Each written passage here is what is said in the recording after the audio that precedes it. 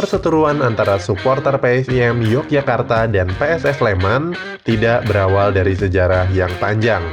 Masing-masing supporter bisa mengurangi perseteruan dengan mendukung secara sehat, kreatif, dan lebih mengutamakan solidaritas. Video ini dipersembahkan oleh Pep Talk Jersey, sebuah brand yang bisa bikin jersey eksklusif untuk tim kamu. Sudah dipercaya dari mulai anak SMP, SMA, mahasiswa, komunitas, kantor, dokter, TNI, dan lain-lain. Buka aja Instagram peptalk.jersey. Rivalitas yang terjadi antara PSIM Yogyakarta dengan PSS Sleman seringkali berjalan tidak sehat. Semua akibat ulah supporter kedua tim yang kerap bentrok ketika laga derby Mataram digelar. Fanatisme dan tindak kekerasan semacam ini berbahaya kalau terus dipelihara. Baik PSIM dan PSS Sleman sama-sama memiliki basis supporter yang besar. Dulu, kedua tim sama sekali tidak mempunyai perseteruan seperti ini, karena keduanya sama-sama berada di wilayah Kerajaan Mataram, wilayah yang dikenal sangat menjunjung tinggi keharmonisan dan toleransi. Tapi sekarang nilai semacam itu tampaknya mulai berkurang.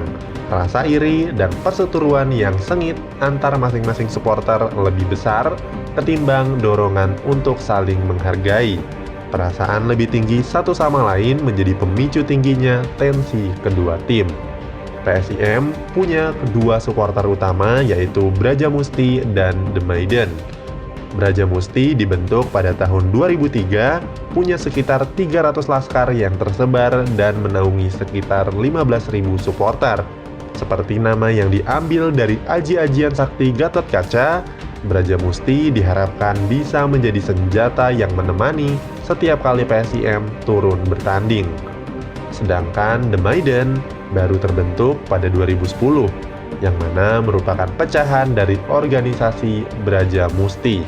The Maiden hadir dengan mengusung semangat perubahan dan mereka ingin kebersamaan, mengikis aksi anarkis di sepak bola, dan meminimalisir unsur politik.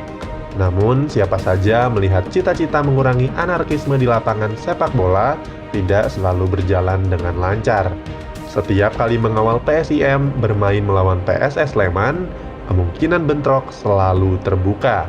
Sayangnya, provokasi bukan hanya datang dari supporter PSIM, tapi juga PSS Sleman.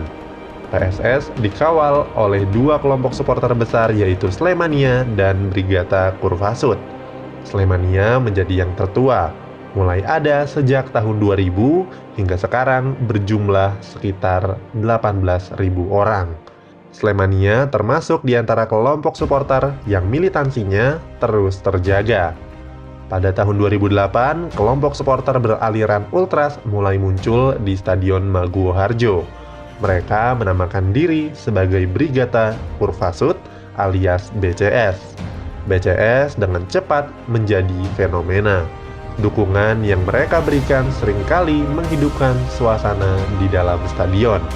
Tapi, lagi-lagi, untuk urusan derby Mataram tidak ada yang berubah. Tindak kekerasan antar kedua supporter tetap saja terjadi. Contohnya pada 22 Mei 2016, salah satu pendukung PSS Sleman, Stanislaus Gadang Deswara, meninggal dunia setelah terlibat bentrok dengan Brajamusti di Jalan Magelang kilometer 14. Kejadian itu terulang lagi pada 26 Juli 2018. Muhammad Iqbal Setiawan, penonton non-supporter, meninggal dunia setelah dikeroyok karena disangka sebagai bagian dari supporter PSS Sleman. Pecinta sepak bola sejati pasti sudah paham kalau mereka yang bertindak anarkis adalah seorang oknum dan tidak mencintai dunia sepak bola.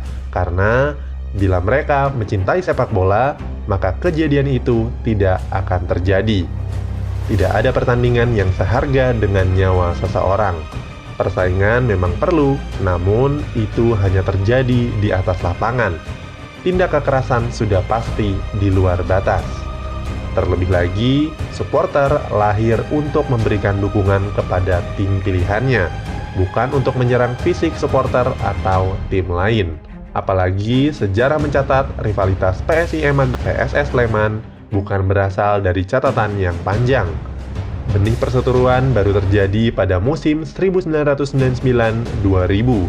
Ketika saat itu PSS promosi di kasta tertinggi, sementara PSIM justru baru saja turun ke kasta kedua.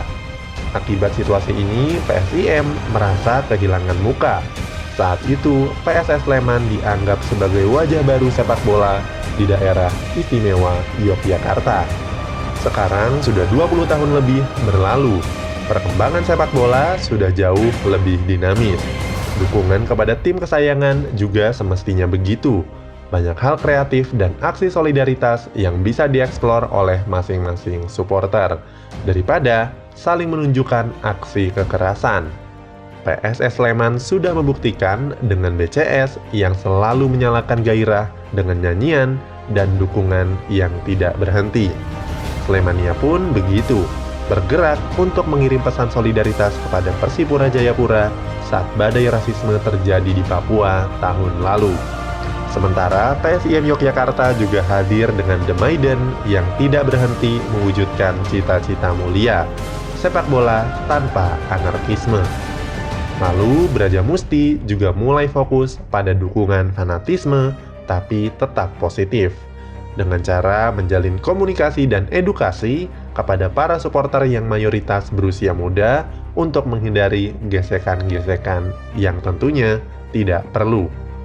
Sepak bola memang tidak mungkin tanpa rivalitas, namun bukan berarti boleh bertindak anarkis. Tugas supporter adalah tetap menjaga rambu-rambunya agar jangan sampai kelewat batas.